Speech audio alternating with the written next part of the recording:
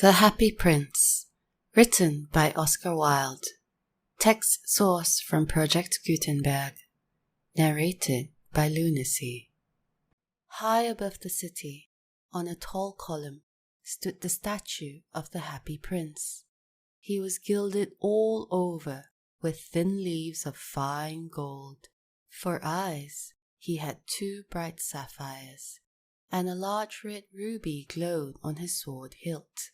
He was very much admired indeed. "He is as beautiful as a weathercock," remarked one of the town councillors, who wished to gain a reputation for having artistic tastes. "Only not quite so useful," he added, fearing lest people should think him unpractical, which he really was not. "Why can't you be more like the Happy Prince?" asked the sensible mother of her little boy who was crying for the moon. "The Happy Prince never dreams of crying for anything." "I am glad there is someone in the world who is quite happy," muttered a disappointed man as he gazed at the wonderful statue. "He looks just like an angel," said the charity children, as they came out of the cathedral in their bright scarlet cloaks and their clean white pinafores. "How do you know?" said the mathematical master. "You have never seen one." But we have, in our dreams," answered the children. And the mathematical master frowned and looked very severe, for he did not approve of children dreaming. One night there flew over the city a little swallow. His friends had gone away to Egypt 6 weeks before, but he had stayed behind, for he was in love with the most beautiful reed. He had met her early in the spring as he was flying down the river after a big yellow moth, and had been so attracted by her slender waist that he had stopped to talk to her. "Shall I love you?" said the swallow, who liked to come to the point at once, and the reed made him a low bow. So he flew round and round her, touching the water with his wings and making silver ripples. This was his courtship, and it lasted all through the summer. "It is a ridiculous attachment," twittered the other swallows. "She has no money and far too many relations." And indeed the river was quite full of reeds. Then, when the autumn came, they all flew away. After they had gone, he felt lonely and began to tire of his lady love. "She has no conversation," he said, "and I am afraid that she is a coquette, for she is always flirting with the wind." And certainly, whenever the wind blew, the reed made the most graceful curtsies. "I admit that she is domestic," he continued, "but I love travelling, and my wife consequently should love travelling also. Will you come away with me?" he said finally to her, but the reed shook her head. She was so attached to her home. "You have been trifling with me," he cried. "I am off to the pyramids. Goodbye." And he flew away. All day long he flew, and at night time he arrived at the city. "Where shall I put up?" he said. "I hope the town has made preparations." Then he saw the statue on the tall column. "I will put up there," he cried. "It is a fine position with plenty of fresh air." So he alighted just between the feet of the Happy Prince. "I have a golden bedroom," he said softly to himself as he looked round, and he prepared to go to sleep. But just as he was putting his head under his wing, a large drop of water fell on him. "What a curious thing!" he cried. "There is not a single cloud in the sky. The stars are quite clear and bright, and yet it is raining. The climate in the north of Europe is really dreadful. The reed used to like the rain, but that was merely her selfishness." Then another drop fell. "What is the use of a statue if it cannot keep the rain off?" he said. "I must look for a good chimney pot."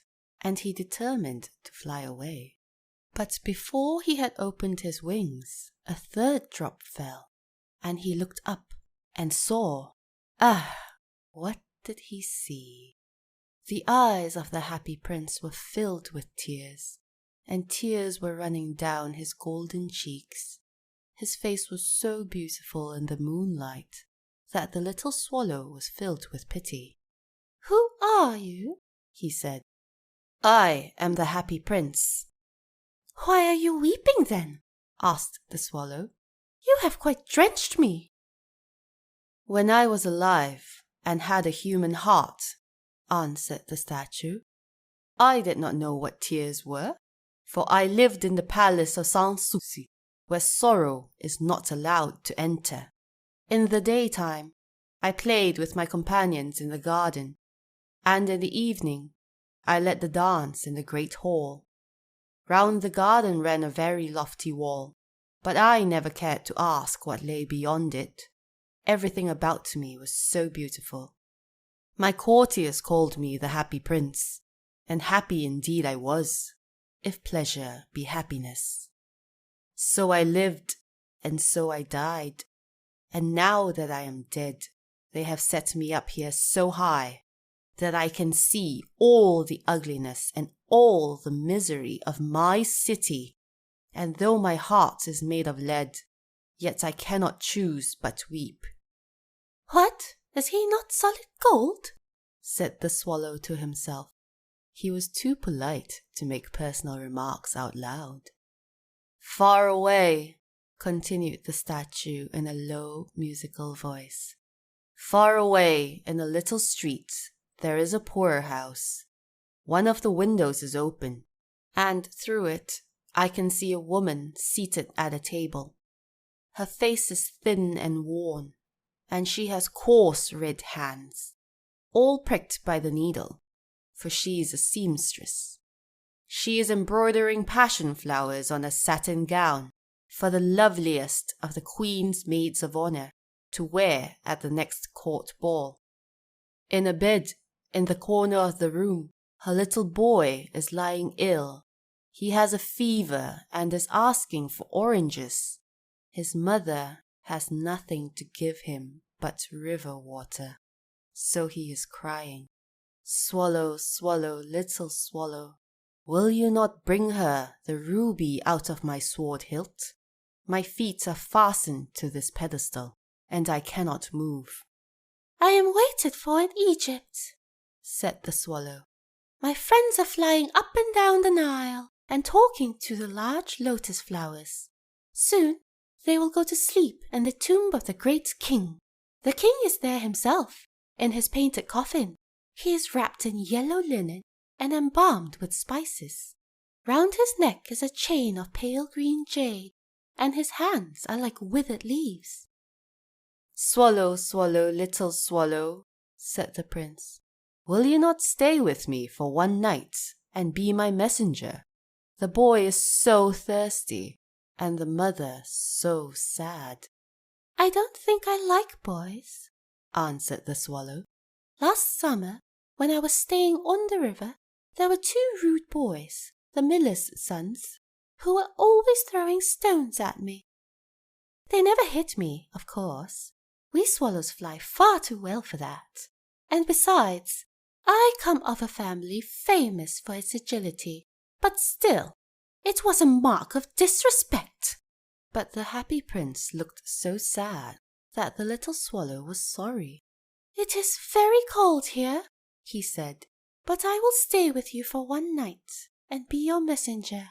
"Thank you, little swallow," said the prince. So the swallow picked out the great ruby from the prince's sword and flew away with it in his beak over the roofs of the town. He passed by the cathedral tower where the white marble angels were sculptured. He passed by the palace and heard the sound of dancing. A beautiful girl came out on the balcony with her lover. "How wonderful the stars are," he said to her, "and how wonderful is the power of love." "I hope my dress will be ready in time for the state ball," she answered. "I have ordered passion flowers to be embroidered on it, but the seamstresses are so lazy. He passed over the river and saw the lanterns hanging to the masts of the ships. He passed over the ghetto and saw the old Jews bargaining with each other and weighing out money in copper scales. At last he came to the poorhouse and looked in. The boy was tossing feverishly on his bed, and the mother had fallen asleep. She was so tired. In he hopped and laid the great ruby on the table beside the woman's thimble. Then he flew gently round the bed, fanning the boy's forehead with his wings. "How cool I feel," said the boy. "I must be getting better." And he sank into a delicious slumber. Then the swallow flew back to the happy prince and told him what he had done. "It is curious," he remarked, "but I feel quite warm now, although it is so cold." "That is because you have done a good action," said the prince. And the little swallow began to think, and then he fell asleep. Thinking always made him sleepy. When day broke, he flew down to the river and had a bath. What a remarkable phenomenon, said the professor of ornithology as he was passing over the bridge. A swallow in winter! And he wrote a long letter about it to the local newspaper. Everyone quoted it. It was full of so many words that they could not understand. "Tonight I go to Egypt," said the swallow, and he was in high spirits at the prospect. He visited all the public monuments and sat a long time on top of the church steeple. Wherever he went, the sparrows chirruped and said to each other, "What a distinguished stranger!" So he enjoyed himself very much. When the moon rose, he flew back to the happy prince. "Have you any commissions for Egypt?" he cried. "I am just starting." "Swallow, swallow, little swallow," said the prince, "will you not stay with me one night longer?" "I am waited for in Egypt," answered the swallow. "Tomorrow my friends will fly up to the second cataract. The river horse couches there among the bulrushes, and on a great granite throne sits the god Memnon.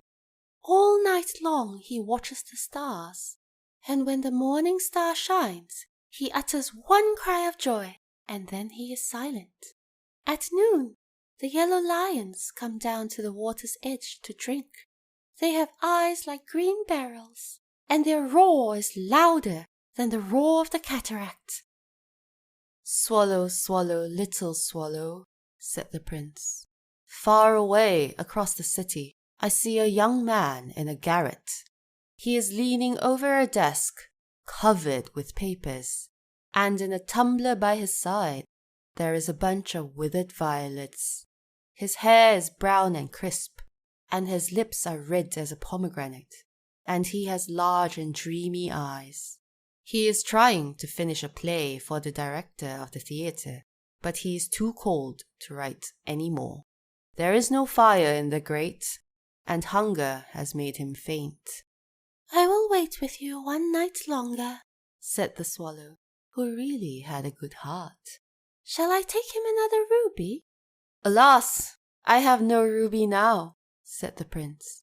"My eyes are all that I have left.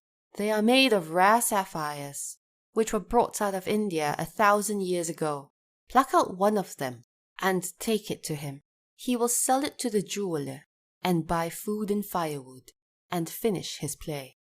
"Dear prince," said the swallow, "I cannot do that." and he began to weep. "Swallow, swallow, little swallow," said the prince, "do as I command you." So the swallow plucked out the prince's eye and flew away to the student's garret. It was easy enough to get in, as there was a hole in the roof. Through this he darted and came into the room.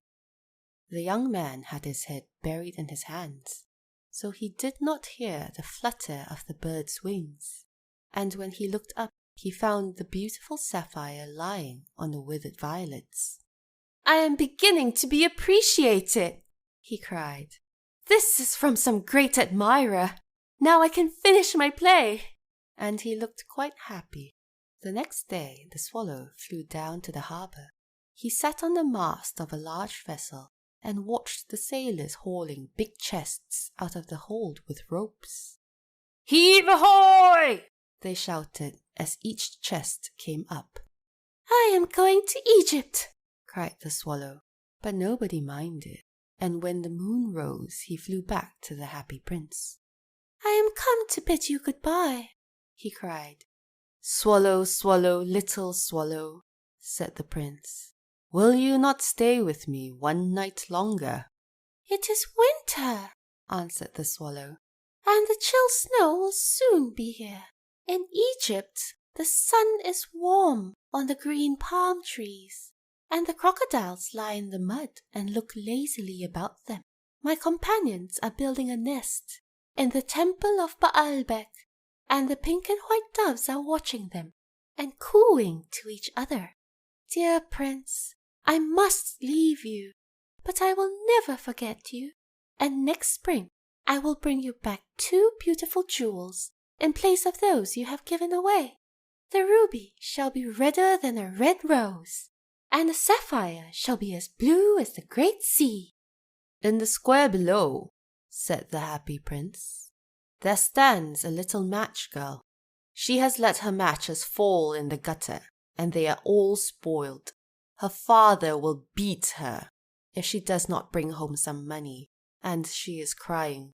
She has no shoes or stockings, and her little head is bare. Pluck out my other eye and give it to her, and her father will not beat her." "I will stay with you one night longer," said the swallow. "but I cannot pluck out your eye. You would be quite blind then." "Swallow, swallow, little swallow," said the prince, "do as I command you." So he plucked out the prince's other eye and darted down with it. He swooped past the match girl and slipped the jewel into the palm of her hand. "What a lovely bit of glass!" cried the little girl, and she ran home laughing. Then the swallow came back to the prince. "You are blind now," he said, "so I will stay with you always." "No, little swallow," said the poor prince. "You must go away to Egypt."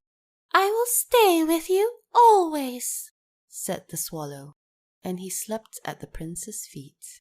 All the next day he sat on the prince's shoulder and told him stories of what he had seen in strange lands. He told him of the red ibises who stand in long rows on the banks of the Nile and catch gold fish in their beaks, of the Sphinx who is as old as the world itself and lives in the desert and knows everything, of the merchants who walk slowly by the side of their camels and carry amber beads in their hands, of the king of the mountains of the moon who is as black as ebony and worships a large crystal, of the great green snake that sleeps in a palm tree and has 20 priests to feed it with honey cakes, and of the pygmies who sail over a big lake on large flat leaves and are always at war with the butterflies. "Dear little swallow," said the prince, "you tell me of marvelous things, but more marvelous than anything is the suffering of men and of women. There is no mystery so great as misery. Fly over my city, little swallow, and tell me what you see there." So the swallow flew over the great city and saw the rich making merry in their beautiful houses, while the beggars were sitting at the gates. He flew into dark lanes and saw the white faces of starving children looking out listlessly at the black streets. Under the archway of a bridge, 2 little boys were lying in one another's arms to try and keep themselves warm. "How hungry we are," they said. "You must not lie here," shouted the watchman, and they wandered out into the rain. Then he flew back and told the prince what he had seen. "I am covered with fine gold," said the prince. "You must take it off, leaf by leaf, and give it to my poor. The living always think that gold can make them happy." Leaf after leaf of the fine gold the swallow picked off, till the happy prince looked quite dull and grey. Leaf after leaf of the fine gold he brought to the poor, and the children's faces grew rosier, and they laughed and played games in the street. "We have bread now!" they cried. Then the snow came, and after the snow came the frost. The streets looked as if they were made of silver. They were so bright and glistening. Long icicles like crystal daggers hung down from the eaves of the houses. Everybody went about in furs, and the little boys wore scarlet caps and skated on the ice. The poor little swallow grew colder and colder, but he would not leave the prince. He loved him too well. He picked up crumbs outside the baker's door when the baker was not looking, and tried to keep himself warm by flapping his wings. But at last he knew that he was going to die. He had just strength to fly up to the prince's shoulder once more. "Goodbye, dear prince," he murmured. "Will you let me kiss your hand?" "I am glad that you are going to Egypt at last, little swallow," said the prince. "You have stayed too long here, but you must kiss me on the lips, for I love you." "It is not to Egypt that I am going," said the swallow. "I am going to the house of death. Death is the brother of sleep, is he not?" And he kissed the happy prince on the lips and fell down dead at his feet. At that moment, a curious crack sounded inside the statue, as if something had broken. The fact is that the leaden heart had snapped right in two. It certainly was a dreadfully hard frost. Early the next morning, the mayor was walking in the square below, in company with the town councillors. As they passed the column, he looked up at the statue. "Dear me, how shabby the happy prince looks," he said. "How shabby indeed!" cried the town councillors, who always agreed with the mayor, and they went up to look at it. "The ruby has fallen out of his sword, his eyes are gone, and he is golden no longer," said the mayor in fact. "He is little better than a beggar. Little better than a beggar," said the town councillors. "And here is actually a dead bird at his feet," continued the mayor. "We must really issue a proclamation that birds are not to be allowed to die here." And the town clerk made a note of the suggestion. So they pulled down the statue of the happy prince. "As he is no longer beautiful, he is no longer useful," said the art professor at the university. Then they melted the statue in a furnace, and the mayor held a meeting of the corporation to decide what was to be done with the metal. "We must have another statue, of course," he said. "And it shall be a statue of myself." "Of myself," said each of the town councillors, and they quarrelled. When I last heard of them, they were quarrelling still. "What a strange thing," said the overseer of the workmen at the foundry. "This broken lead heart will not melt in the furnace. We must throw it away." So they threw it on a dust heap where the dead swallow was also lying. "Bring me the two most precious things in the city," said God to one of his angels, and the angel brought him the leaden heart and the dead bird. "You have rightly chosen," said God, "for in my garden of paradise this little bird shall sing forevermore, and in my city of gold the happy prince shall praise me." End of The Happy Prince by Oscar Wilde.